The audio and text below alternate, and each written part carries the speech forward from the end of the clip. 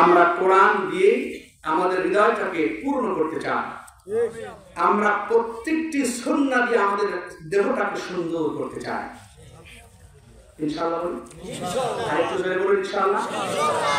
আলোচনা যাওয়ার আগে যে কথা বলছি লক্ষ্য করুন, এটার সাথে টপিকের সাথে মিল রেখেই বলছি। আমার ভাইরা, আমার বন্ধুগণ, এই কোরআনে কারীম হলো সেই কিতাব,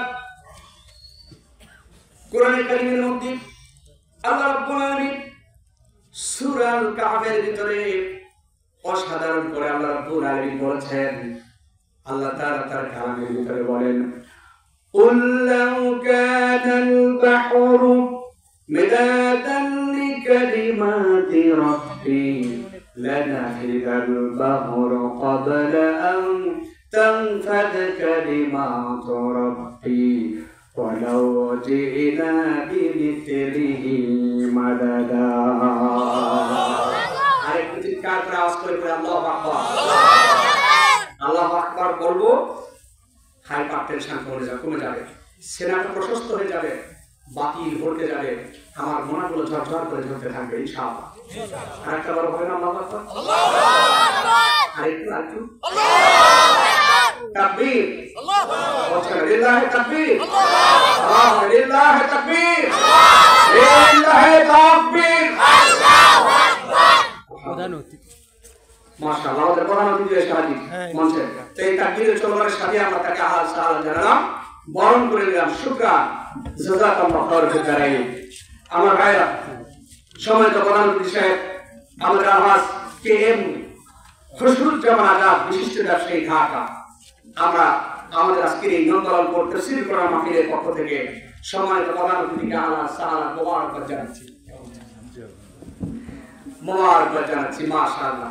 তো যে কথা বলছিলাম, আল্লাহ পাক বলছেন কি সূরা কাহফ, লক্ষ্য করুন আমার ভাইরা, আল্লাহ রাব্বুল আলামিন বলছেন কুল, এটা আরবিতে বলে সিগায় আমর, ইংরেজিতে বলে অর্ডার, বাংলায় বলে আদেশ সূচক ক্রিয়া। লাউ কানাল বাহরু মিদাদান লিকালিমাতি রাব্বি, হে নবী, এই পৃথিবীর সমস্ত সাগর আর মহাসাগর গুলোকে যদি কালি বানায় দেওয়া হয়, কি বানায় দেওয়া হয়?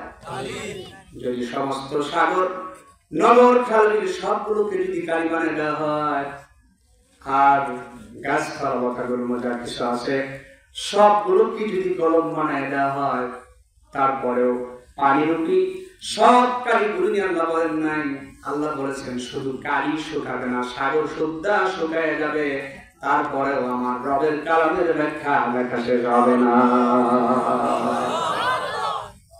আমার ভাইরা, আমার যেটি টপিক, সেই বিষয়ে যাওয়ার সাথে যে ঘটনা বলছি, মিশনের এই কোরআনে কারীমের তাফসীর লেখার কারণে বিশ্ববিখ্যাত একটি তাফসীর, তাফসীরে ফি জিলালিল কোরআনের তাফসীর কারক আমার ভাইরা শাইখ সাইয়্যিদ কুতুব রাহিমাহুল্লাহ তাফসীর লেখার কারণে ইসলাম প্রচারের কারণে তাকে গ্রেফতার করে নিয়ে গেল তদানীন্তন রাষ্ট্রীয় পাট।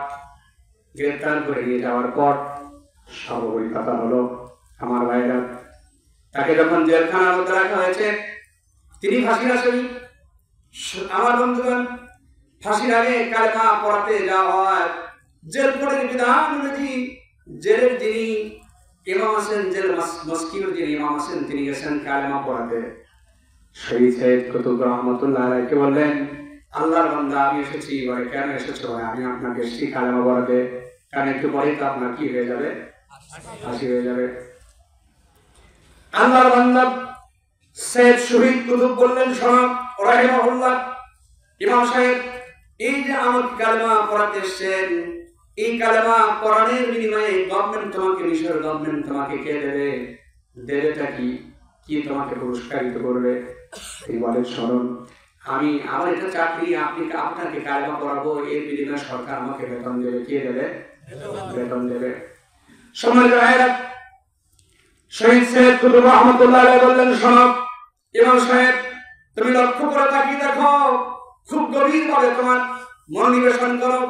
তুমি যেই কালেমা পড়ানোর জন্য একই মিশরের গভর্নমেন্টের তুমি বেতন পাচ্ছ, আর সেই একই কালেমার বিপ্লবী কোরআন ভিত্তিক তাফসীর লেখার কারণে গভর্নমেন্ট আজকে আমাকে ফাঁসির কাস্টে ঝোলাতে যাচ্ছে, তাহলে বুঝো তোমার পঠিত কালেমা আর আমার বোঝা কালেমা, আমার লিখিত কালেমার মধ্যে তফাৎ কত।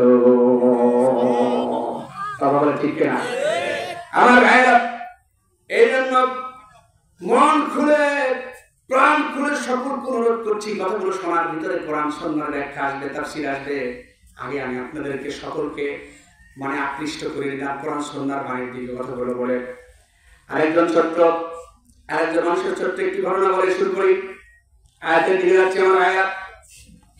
সম্ভবত শহীদ ওয়াজিদুজ্জামান নুরসি রাহিমাহুল্লাহ, আমার বন্ধুগণ, তাকে একবার সরকারিভাবে বা যে কোনো ভাবে তাকে সম্বর্ধনা দেওয়া হবে। সম্বর্ধনার সবকিছু আয়োজন সম্পন্ন। সেই মঞ্চে তিনি এসছেন, আসার পর হঠাৎ করে দেখা গেল কিছুক্ষণ পরে লোকটা ভদ্রলোক নাই, এবারে আল্লাহর বান্দা নাই।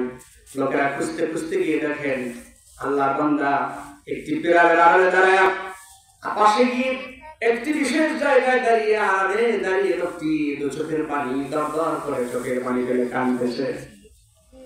লোকেরা জিজ্ঞেস করলো, আল্লাহর বান্দা, আপনার জন্য আজকে ফুলের শুভেচ্ছা, আলান সালাম মারহাবা, আপনার জন্য আজকের আয়োজন, আর আপনি এখানে এসে কাঁদতেছেন কেন চোখের পানি ফেলে? এবার আল্লাহর বান্দা রেখে বলে, শোনো, কোন নবী রাসূল কালেমা প্রচার করতে গিয়ে তাদের গলায় ফুলের মালা ওঠে না। কোন নবী রাসূল কালেমার দাওয়াত দিতে গিয়ে ফুলের শুভেচ্ছা পায় নাই, নবীরা সম্বর্ধিত হয় নাই। এই কারণে আমার কাছে মনে হচ্ছে, ভয় হচ্ছে, এই সম্বর্ধনার এই সময়টুকু যদি আল্লাহর আদালতে গিয়ে আমার ধরা করতে হয় যে নবীরা সম্বর্ধিত হয়নি, তোমাকে সম্বর্ধনা দেওয়া হলো, কারণ দিন প্রচার করতে গিয়ে, কালেমা প্রচার করতে গিয়ে কোন নবীরা সম্বর্ধিত হয় নাই, গলায় ফুলের মালা পায় নাই, তুমি গলায় ফুলের মালা পেলে। এই ভয়ে কিয়ামতের দিন আসামির কাঠ করায় দাঁড়ায় যায় নাকি? এই ভয় তাকওয়া আমাকে ভিতরে ঘুমড়ে আমাকে কেঁদে মরাচ্ছে। চিৎকার করে বলো আল্লাহু আকবার।